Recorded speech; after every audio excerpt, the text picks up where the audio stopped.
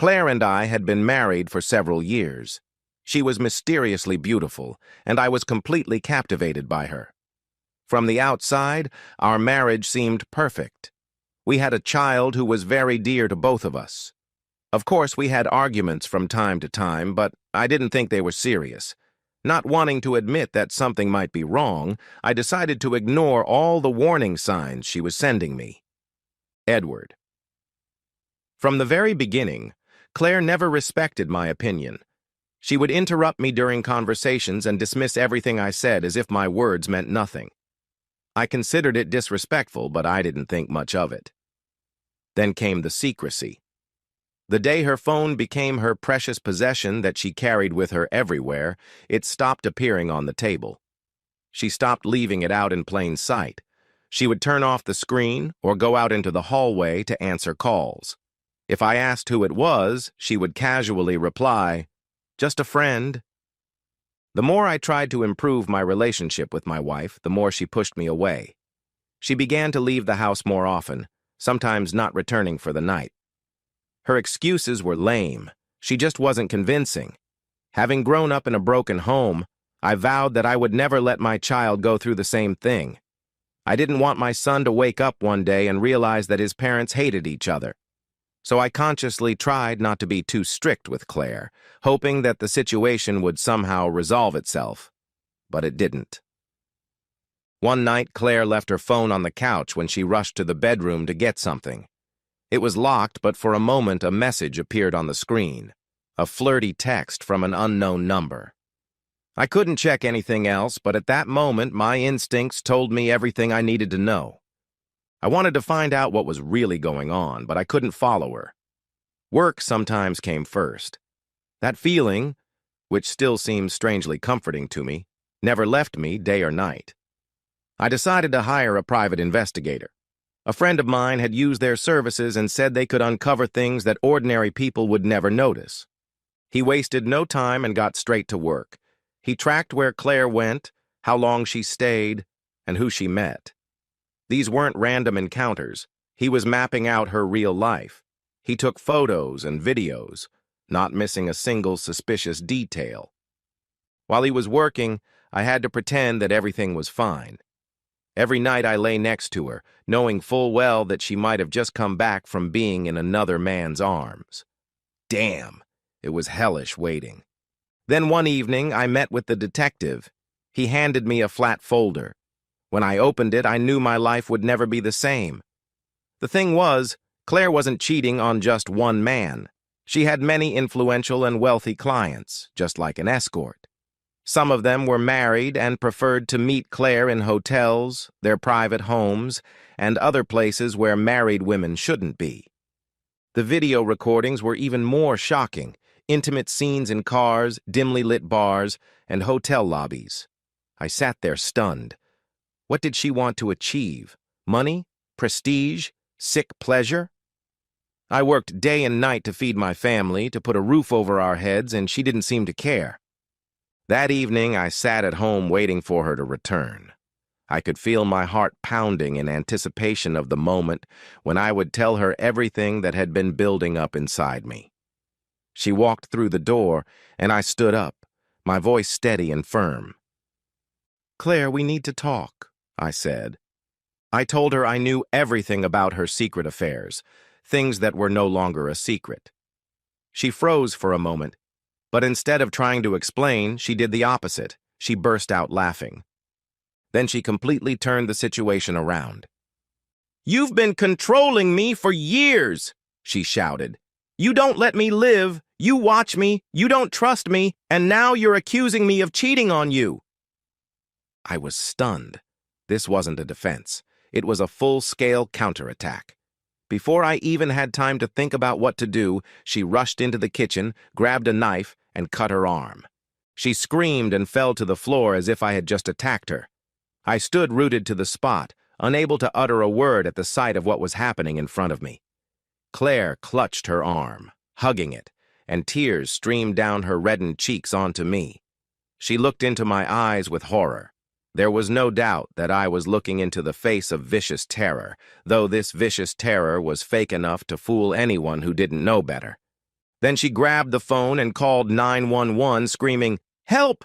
My husband just attacked me. He's losing control. I think he's going to kill me." I backed away, raising my hands, gasping for breath. It was a nightmare, a trap, a setup. Realizing what was happening, I quietly turned on my phone to record. "Who are you texting?" Claire asked, noticing me tapping the screen and glaring at me. I didn't answer. Her expression hardened. She looked me straight in the eye and said coldly, "Nothing will save you. I'll make sure you suffer until the day you die." A few minutes later, red and blue lights flashed outside the house. Police officers with guns drawn stormed into the house with a threatening order to raise our hands so they could see them. Claire stood in the corner, sobbing, trembling, and pointing at me. "He's gone mad," she sobbed. "I just wanted to go out with my friends, and he's gone mad." I was completely confused and ran around the hallways. My situation was very difficult to describe, but what could I say? A man defending himself from a crying, injured woman? It didn't matter that I hadn't laid a hand on her. It didn't matter that I had proof of what she had done. In that moment, I was a monster. Soon they had me in handcuffs, and before I knew it, I was being pushed into a police car. Consequences. Fighting for my life. Sitting in handcuffs at the police station, I began to understand what had happened. She had planned everything. The affair, the accusations, the injuries. It was all carefully thought out. I couldn't reveal what I knew about her, because I knew that this trick would land her in prison. The next day, my lawyer arrived with a large folder in his hands. It was divorce papers. Claire hadn't wasted any time. Of course, she wasn't just going to ruin my reputation. She wanted everything: the house, the property, and worst of all, full custody of our child. The beginning of the end came when I realized that my only chance to save anything was to fight with all my might. With these thoughts in mind, I took the SD card out of my pocket, which contained all the evidence the detective had gathered in her favor: photos, videos, proof of Claire's affairs, and of course the video I had taken that night when she staged my attack on her. Her voice rang out loud and clear with threats. "I'll make you suffer until the day you die. You'll lose everything and no one will believe you." With those words, I handed all the evidence to my lawyer. If Claire thought she could cheat the system, she would soon find out what the punishment was. Everything fell apart. As soon as the police received the evidence, they rejected her version of events. The same people who had previously viewed her with suspicion now saw her for who she really was: a fraud, a manipulator, who had pushed them into a pointless investigation. Her influential lovers were men she had to sleep with to get away from them. Their lives would have been ruined, too. Claire wouldn't just suddenly lose the divorce. She was ready to lose everything.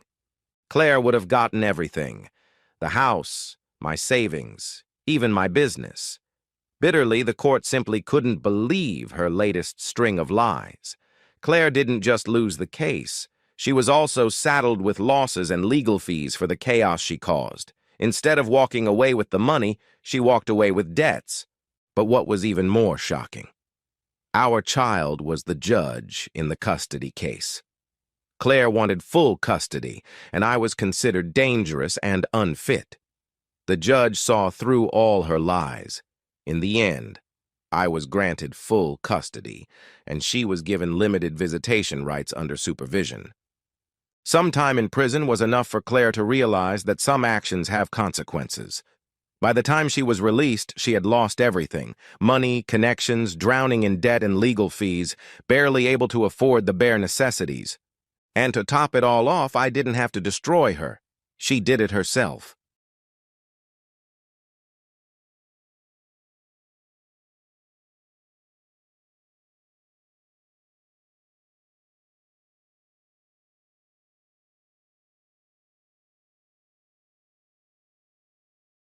My wife Jessie and I had just finished a passionate love scene, and she was lying with her head on my chest. We'd been having pretty good sex for the past few weeks.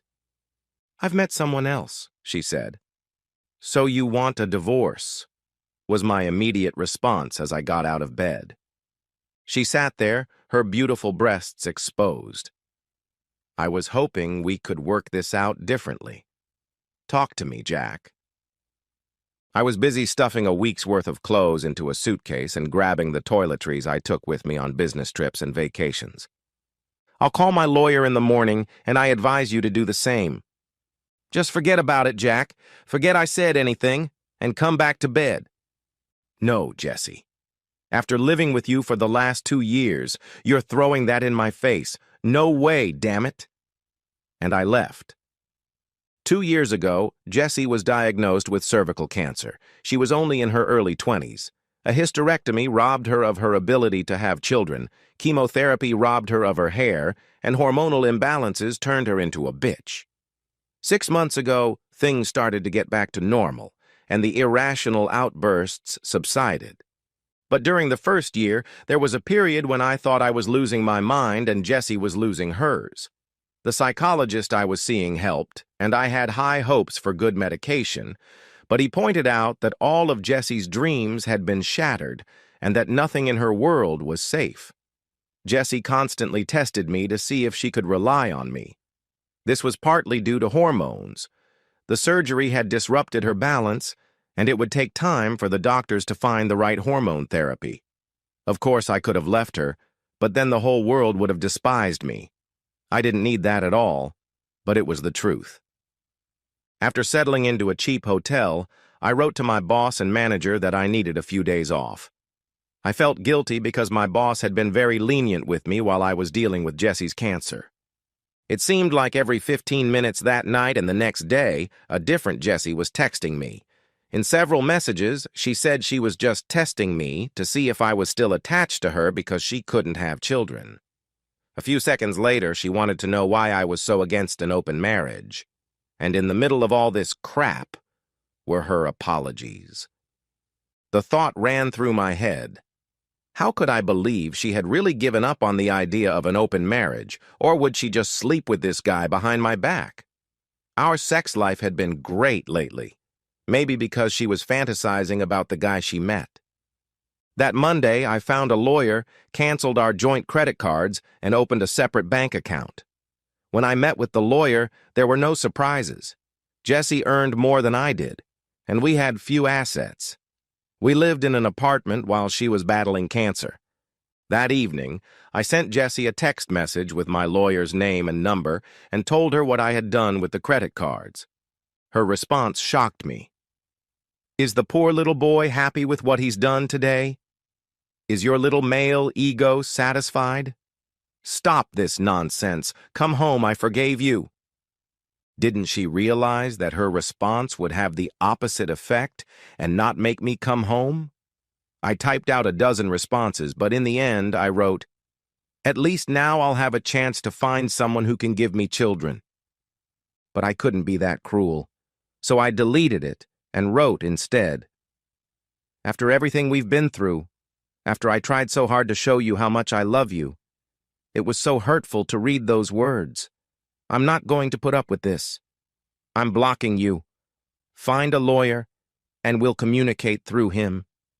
The next day, my administrator called me. She had gone to the bathroom, and when she came back, she found Jessie in my office in a very upset state. My administrator, Cheryl, had worked for me for at least 5 years. She was old enough to be my mother. Her favorite phrase was, "I love you like my son, and I won't hesitate to slap you when you do something stupid, so don't do anything stupid." Cheryl asked me to explain what was going on. She already knew about my cancer problems with Jessie, so I only had to tell her about the last 48 hours. Actually, I was glad to get it off my chest, and I expected her to scold me. Instead, she said, "I would have done the same thing, Jack, but maybe this is one of those tests your psychologist talks about. In any case, you should go see him again. I'll talk to Jessie. She can't stay in your office overnight, and the only option is to call the police for trespassing if she doesn't leave on her own." Cheryl called me back an hour later. "I convinced her to leave, Jack. That's good news. But the whole time we were talking, it felt like I was talking to 3 different people. Even her mannerisms changed. One Jessie was deeply remorseful, saying it was just a random thought and she wanted to know your opinion. She didn't think it through and understands your reaction. You've been her rock for the last 2 years, and she needed you. Then her expression changed, and she started calling you a Neanderthal and asking what was wrong with having sex with other people if we were faithful to each other. She was spouting some psychological nonsense from Cosmo that didn't make any sense and was generally incoherent. She mentioned the male ego a lot. In the end, she said, "I don't need his crap. I can have a much better sex life without him," and ran out of your office. You should contact her doctor. I called her doctor but got his answering machine. An hour later, he called back. I tried to describe Jesse's behavior as accurately as possible, but I felt like he didn't understand what I was talking about. Finally, he said he would try to get her to come in for an appointment. I asked him to keep me informed, but he said that was against medical confidentiality laws. I was left worried about the woman I loved and feeling like I'd had enough, but I unblocked Jessie and asked her to see a doctor. She replied that she was fine. 2 days later, Jessie sent me a text message saying she had hired a lawyer and moved out of the apartment. It was too small for her and held too many bad memories for me to go back. My lawyer confirmed that he had spoken to Jessie's lawyer and that the case should move fairly quickly. I didn't know how to feel about that. A month later, Jessie unexpectedly demanded counseling. My lawyer advised me to smile and at least pretend to participate. 3 weeks later, Jessie and I were sitting in the psychologist's office. It was the first time I had seen her since the night she told me she had met someone. Jessie dominated the first session. When the psychologist asked her what she hoped to get out of counseling, Jessie delivered what sounded like a rehearsed speech about how she had spoken a random thought out loud and how sorry she was that she had hurt me. Then she moved on to a detailed discussion of her cancer, her loss of the ability to have children, and how I had been a rock for her even when she was cruel to me. There were a lot of tears, and I found myself holding her hand, as I had done so many times during her treatment. The counselor noticed that I was holding her hand and smiled. I wanted to say, "Wait, lady, you haven't come far enough yet." The next week, a completely different Jessie showed up. She was spouting her New Age nonsense, calling me a caveman who was trying to dominate his woman and not let her breathe. It was a little different from her previous Cosmo-inspired ramblings and went on longer. The counselor started agreeing with her, especially when Jessie said she had almost died and realized she had missed out on so much in life. The counselor turned to me and asked what I thought. "Let me start by saying that your impartiality left this room about 15 minutes ago. I've never been close to death, so I can't say I understand how Jessie feels. But still, why fight for the marriage? Let's split up and she can try everything she may have missed out on in life. I've never tried to dominate her. She wants to experience something new, and I'm opening the door for her." "Why is divorce the solution for you, Jack?" asked the counselor. "Jessie has her own idea of the life she wants to live, and so do I. Those ideas don't match." "But you're not willing to compromise?" "In some ways I'm not. In others I am. I remained faithful and loving to Jessie even when it became clear that she couldn't give me the children I always wanted." Jessie ran out of the counselor's office when she heard that. "That was inappropriate, Jack. You have no idea what you're talking about. I lived in hell for 2 years supporting Jessie, being a loving husband, until her hormonal imbalance drove her into a corner. I spent many hours with my own counselor trying to keep my sanity. He told me that Jessie was testing me to see if she could really rely on me. He kept saying, 1 day at a time. You know how many days there are in 2 years, damn it. And after all that, I get rewarded with her request to open up our marriage. I'm sorry if you think that was inappropriate, but it's time for me to get off the Jessie train." I stood up and walked out of her office. Shortly after Jessie moved into my office, a young woman began spending a lot of time near my office, never missing an opportunity to strike up a conversation with me. I think she had a camera in my office because she always knew when I was going to get coffee or to the cafeteria for lunch. She would ask if she could sit with me during lunch. Her name was Jill, and she was very shy, but our conversations were pleasant. It was a nice break from Jessie's crazy behavior. After our third lunch, I asked Cheryl about her. Jack, she just started showing up at your office one day, maybe a week after Jessie was in your office. She works in accounting and recently got divorced. I assume she told me that, so I would pass it on to you. Jill also knows you're getting divorced, which isn't too surprising. Rumors spread very quickly here, but what's surprising is that she knows that the reason for the divorce is Jessie's request to open up your marriage. As far as I know, you and I are the only ones in the building who know about this. I needed to talk to Jill, preferably not at the office, so I invited her to dinner after work. From the moment we left the building until we ordered, I thought Jill was going to run away like a scared deer. Jill, why are you so nervous? I'm not nervous, Jack. Her hand was shaking as she tried to take a sip of water. I took her hands in mine. Please, Jill, tell me what's scaring you so much. Are you afraid someone will see us together? You're the first man I've gone to dinner with or anywhere else since my divorce. I don't think that's the whole answer. We've had dinner together dozens of times. It's not that different. My husband, or ex-husband Mark, cheated on me. I think he was cheating on me even before we got married. I hired a private investigator to gather evidence, but it didn't really help. One of the things he did was install an app on my ex's phone so that the detective and I would get copies of all his text messages. I don't know why, but I didn't delete the app after we broke up. I saw text messages between him and your wife, whom he was trying to seduce. They work in the same building but for different companies. I have to say, there was a lot of his classic sweet talk, telling her how beautiful she was, how the dress she wore that day accentuated her figure, how her perfume smelled.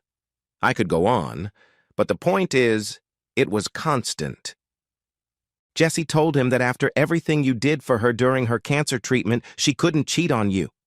He suggested she try to convince you to open up the marriage.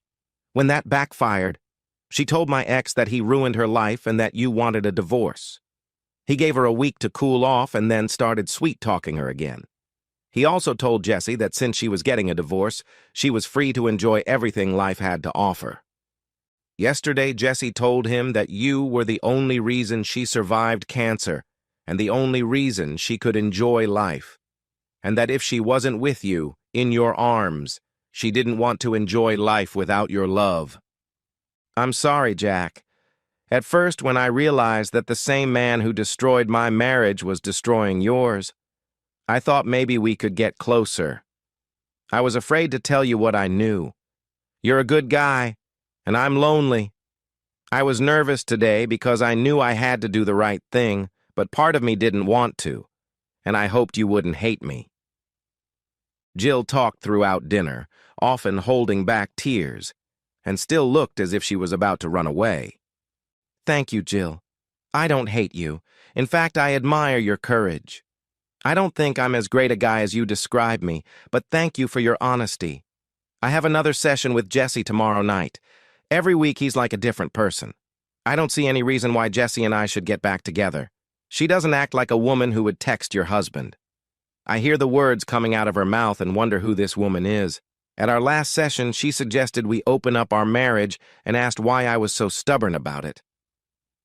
You're a beautiful woman, Jill, but even if Jessie and I get divorced, I think it will be a long time before I can get serious with another woman.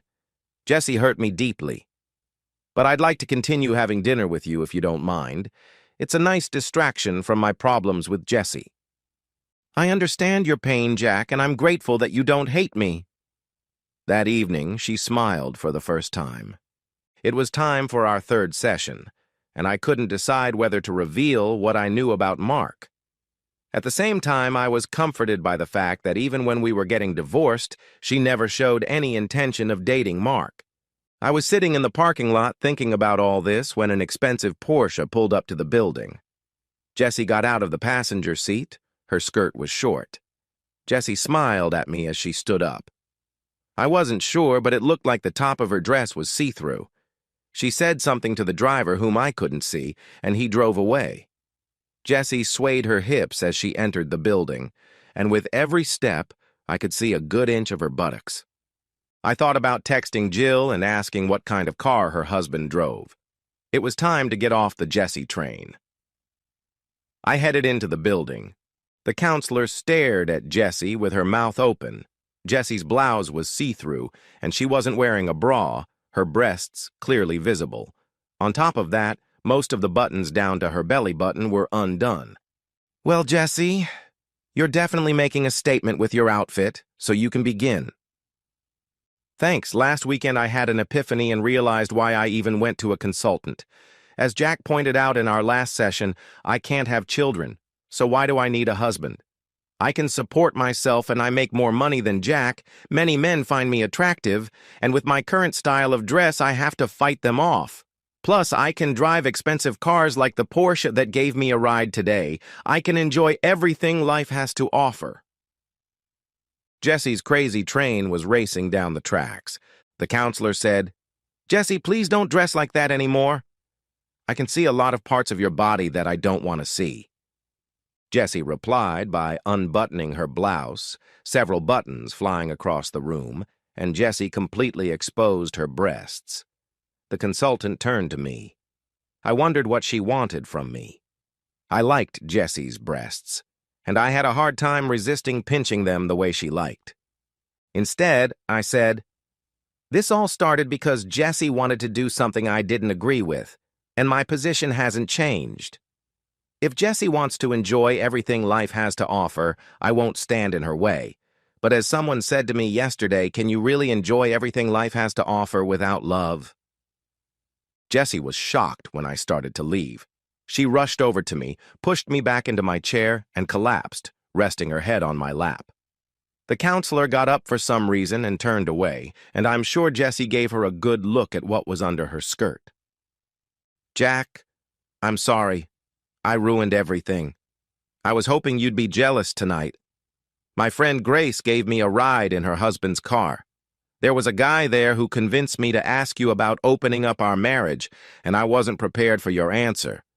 I really wasn't interested in that sleazy bastard, and on top of that, some woman started texting me and telling me what a jerk he was. She knew all his lines and repeated his nonsense to me, like how beautiful I was and how good I smelled. Like I said, I wasn't interested in this guy, but he wouldn't leave me alone. I was so lost without you, but my anonymous friend helped me resist his nonsense." "Jack, I don't want to enjoy everything life has to offer without your love. I don't want a life without your love. I would never have survived cancer without your love at the end." "I'm sorry for my stupidity. I promise it will never happen again, and I promise I will never take your love for granted again." Jessie continued to cry on my lap. The counselor looked at me and shrugged.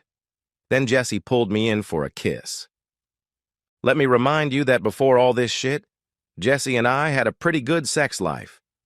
Maybe she fantasized about Mark, but it was fine, and I didn't care who she fantasized about. By that point, we hadn't had sex in 3 months. Ah, Jack and Jessie, let's call it a day and you can enjoy sex after your fight somewhere other than my carpet." As we leave the building, Jessie throws what's left of her blouse into the air. "Jack, what if I told you that I want to enjoy life wearing as little clothing as possible? Will I enjoy life with your love?" "Except for a few occasions, like when we're at my parents' house. You'll have my love, of course." We quickly ran across the parking lot, but as soon as we entered the apartment, we started fooling around again. By the time we finished, it was too late to go to work the next day. We woke up just long enough to call our bosses, and within seconds, we were back asleep. 2 weeks later, I invited Jill to a restaurant to introduce her to my wife. Jessie didn't know who Jill was and seemed confused as to why I had invited another woman to dinner with us. After we ordered, I said, "Jessie, I want you to meet Mark's ex-wife. She's also your anonymous friend." Both women were shocked. Jessie didn't know that I knew she was her anonymous friend. Both women burst into tears and hugged each other. Jessie couldn't stop thanking me for saving her.